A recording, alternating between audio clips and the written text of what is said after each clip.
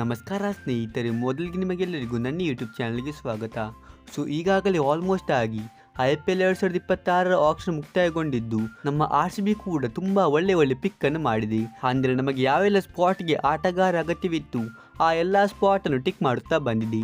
ಇವತ್ತಿನ ಈ ವಿಡಿಯೋದಲ್ಲಿ ನಾವು ನಮ್ಮ RCB ಆಕ್ಷನಲ್ಲಿ ಖರೀದಿ ಮಾಡಿರುವ ಹೊಸ ಆಟಗಾರರು ಯಾರು ಅಂತ ನೋಡೋಣ. ಈ ಲಿಸ್ಟಲ್ಲಿ ಮೊದಲನೇ ಆಟಗಾರ ಬಂದ್ಬಿಟ್ಟು ವೆಂಕಟೇಶ್ ಅಯ್ಯರ್ ಅವರು.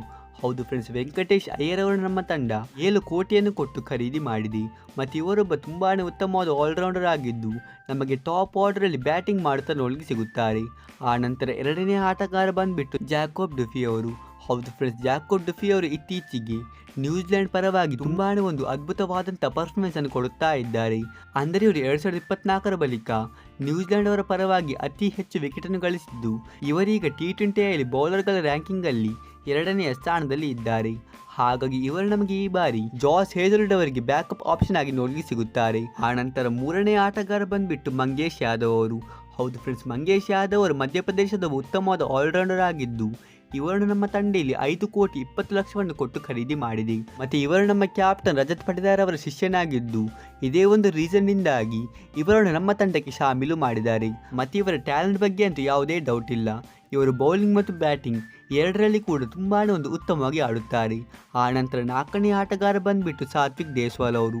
ಇಲ್ಲಿ ಸಾತ್ವಿಕ್ ದೇಸ್ವಾಲ್ ಅವರನ್ನು RCB 30 ಲಕ್ಷವನ್ನು ಕೊಟ್ಟು ಖರೀದಿ ಮಾಡಿದ್ದು, ಇವರೊಬ್ಬ ಲೆಫ್ಟ್ ಹ್ಯಾಂಡೆಡ್ ಬ್ಯಾಟರ್ ಮತ್ತು ಲೆಫ್ಟ್ ಆರ್ಮ್ ಆಫ್ ಸ್ಪಿನ್ನರ್. ಮತ್ತು ಇವರು ಕಳೆದ ಕೆಲವು ಸೀಸನ್ಗಳಿಂದ RCB ನೆಟ್ ಬೌಲರ್ ಕೂಡ ಆಗಿದ್ದು, ನಮ್ಮ RCB ಇವರ ಟ್ಯಾಲೆಂಟ್ ಅನ್ನು ನೋಡಿಯೇ ಖರೀದಿ ಮಾಡಿರುತ್ತೆ.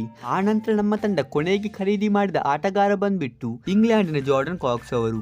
ಇವರನ್ನು ಇಲ್ಲಿ RCB 75 ಲಕ್ಷವನ್ನು ಕೊಟ್ಟು ಖರೀದಿ ಮಾಡಿದ್ದು, ಇವರೊಬ್ಬ ವಿಕೆಟ್ ಕೀಪರ್ ಮತ್ತು ರೈಟ್ ಹ್ಯಾಂಡೆಡ್ ಬ್ಯಾಟರ್. ಮತ್ತು ನಾವು ಇವರ ಪರ್ಫಾರ್ಮೆನ್ಸ್ ಬಗ್ಗೆ ಮಾತಾಡೋದಾದರೆ, ಇವರೊಬ್ಬ ಪವರ್ ಹೀಟರ್ ಆಗಿದ್ದು, ಇವರು ಸುಲಭದಲ್ಲಿಯೇ ದೊಡ್ಡ 6 ಅನ್ನು ಹೊಡೆಯುತ್ತಾರೆ.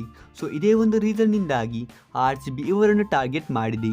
ಮತ್ತು ಇವರು ಕೂಡ ನಮಗೆ ಈ ಬಾರಿ ಆಸ್ ಅ ಬ್ಯಾಕಪ್ ಆಪ್ಷನ್ ಆಗಿ ನೋಡಲಿಕ್ಕೆ ಸಿಗುತ್ತಾರೆ. ಯಾಕೆಂದರೆ ನಮ್ಮ 4 ಓವರ್ಸೀಸ್ ಆಟಗಾರ ಅಂತೂ ಆಲ್ರೆಡಿ ಫಿಕ್ಸ್ ಆಗಿದ್ದಾರೆ. ಫ್ರೆಂಡ್ಸ್, ಇದು ಆಗಿತ್ತು ನಮ್ಮ RCBಯ ತಂಡ ಇವತ್ತು ಆಕ್ಷನ್ನಲ್ಲಿ ಖರೀದಿ ಮಾಡಿದ ಆಟಗಾರ ಪಟ್ಟಿ. ನೀವು ನಮ್ಮ RCB ಆಕ್ಷನ್ ಸ್ಟ್ರಾಟಜಿಗೆ ಎಷ್ಟು ಮಾರ್ಕನ್ನು ಕೊಡುತ್ತೀರಾ? ನೀವು ನನಗೆ ಕಮೆಂಟ್ ಬಾಕ್ಸಲ್ಲಿ ತಿಳಿಸಿ.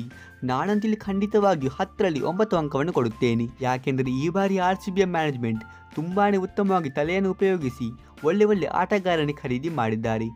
ಈ ವಿಡಿಯೋದಲ್ಲಿ ಇಷ್ಟೇ. ನಾವು ಸಿಗೋಣ ಹೀಗೆ ಮುಂದಿನ ಇಂಟ್ರೆಸ್ಟಿಂಗ್ ವಿಡಿಯೋದಲ್ಲಿ. ಅಷ್ಟರವರೆಗೆ ಬೈ ಬಾಯ್.